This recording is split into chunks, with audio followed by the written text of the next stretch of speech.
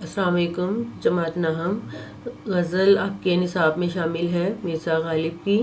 اس غزل کی جو ہے وہ ہم مشق دیکھ لیتے ہیں۔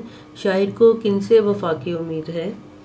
غالب کہتے ہیں کہ مجھے ان لوگوں سے وفا کی امید ہے جو یہ نہیں جانتے کہ وفا کس کو کہتے ہیں، یعنی انہیں وفا کا مطلب ہی نہیں پتا کہ وفا ہوتی کیا ہے۔ شاعر نے کسے نادان کہا ہے؟ شاعر نے دل کے لیے نادان کا لفظ استعمال کیا ہے، یعنی شاعر اپنے دل کو نادان کہہ کر مخاطب کرتے ہیں۔ دوسرے لفظوں میں جو ہے وہ نادان سے مراد یا اپنے دل سے مراد جو ہے وہ شاعر کا محبوب بھی ہو سکتا ہے۔ کون مشتاق ہے اور کون بیزار؟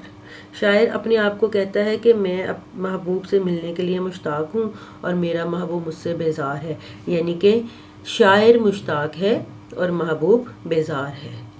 درویش کے لب پر کیا صدا ہے؟ شاعر کہتا ہے کہ درویش کے لب پر یہی صدا ہے کہ اگر آپ دوسروں کے ساتھ بھلا کریں گے تو آپ کے ساتھ بھی بھلا ہوگا، یعنی کہ نیکی کا بدلہ ہمیشہ نیکی ہی ہوتا ہے۔ غالب نے مقطع میں محبوب کو اپنی کیا قیمت بتائی ہے؟ غالب نے اپنی غزل کے اس مقطع میں محبوب کو کہا ہے کہ میری کوئی قیمت نہیں ہے، یعنی میں بغیر قیمت کے ہی تجھ کو مل جاؤں گا۔ شاعر یا عاشق کی جو ہے وہ کوئی قیمت نہیں ہے۔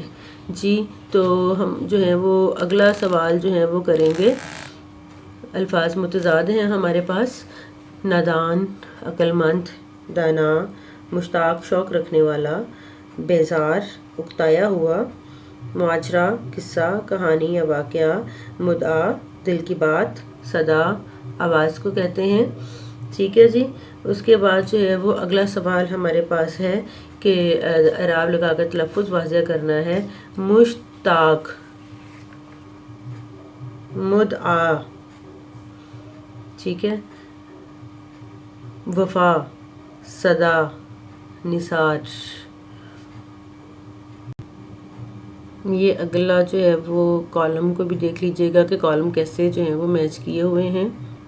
جی مزید یہ کہ بچوں یہ خالی جگہ جو ہے وہ مکمل کی ہوئی ہے، اور یہ ہمارے پاس جو ہے وہ ہمارا آخری سوال ہے کہ مذکر اور مؤنث کو الگ الگ کرنا ہے۔ ٹھیک ہے، امید کرتی ہوں کہ آپ کو اس غزل کی مشق بھی سمجھ آ گئی ہوگی۔